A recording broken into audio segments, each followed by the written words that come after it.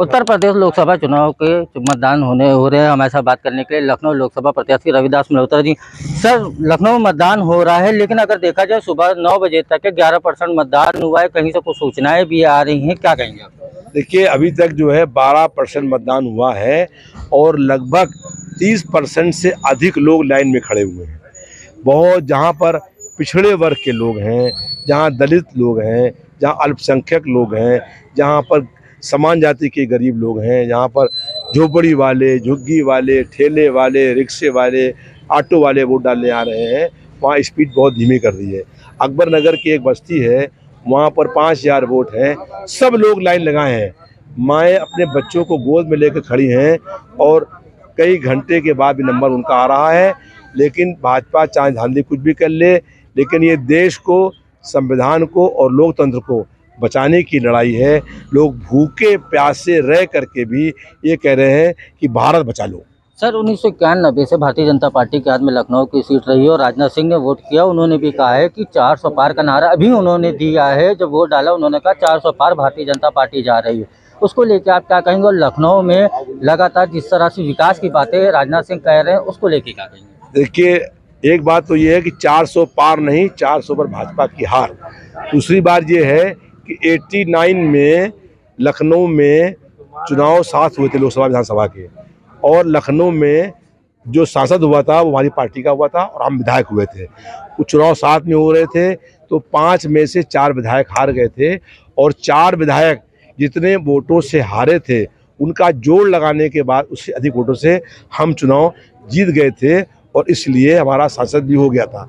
2022 में यहाँ से सांसद विधायक थे, मंत्री थे, जो आज डिप्टी सीएम है ब्रजेश पाठक।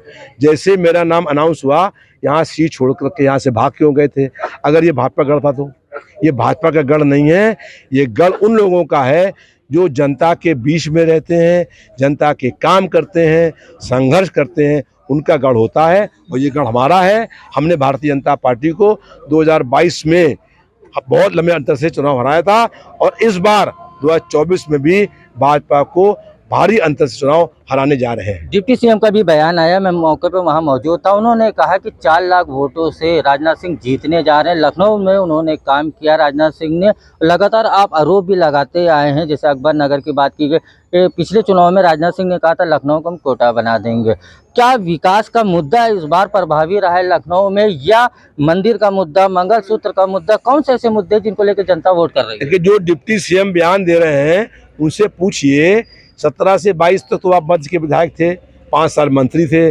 जब 22 में चुनाव हम लड़ रहे थे, यहाँ से भाग क्यों गए थे?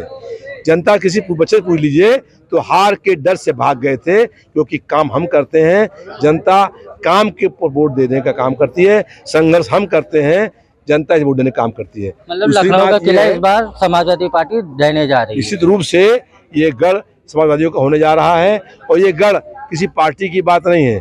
जनता चुनाव लड़ रही है और जनता भाजपा को हराएगी।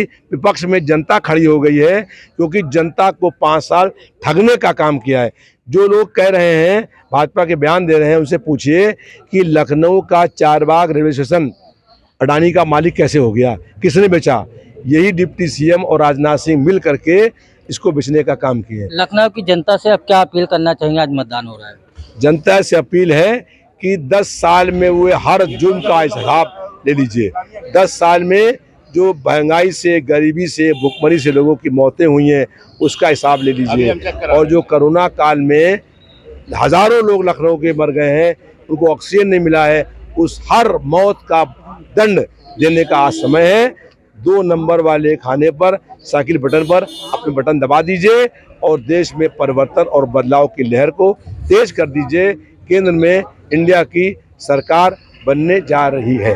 सर, आखिरी सवाल मेरा यह है कि बहुत से पोलिंग बूथ पे मैंने चर्चा की और बात भी किया है, जो मुस्लिम परिवार हैं उनके वोट बहुत कटे हुए हैं। वो क्या इलेक्शन कमीशन ने इस बार किस तरह की लिस्ट जारी की? जो लोग मर गए हैं उनके घर के वोट आ रहे हैं, लेकिन जो जीवित हैं उनके वोट नहीं आ रहे हैं। देखिए, इन्होंने साजिश करी है। जो लोग मर गए उनका नाम, लोगों ने अपना नाम जुड़वा दिया लिस्ट में था, और जो लिस्ट हम लोगों को दी गई पहले, उस लिस्ट में नाम है, लेकिन बाद में जो लिस्ट दी गई उसमें बहुत लोगों के नाम काट दिए गए हैं।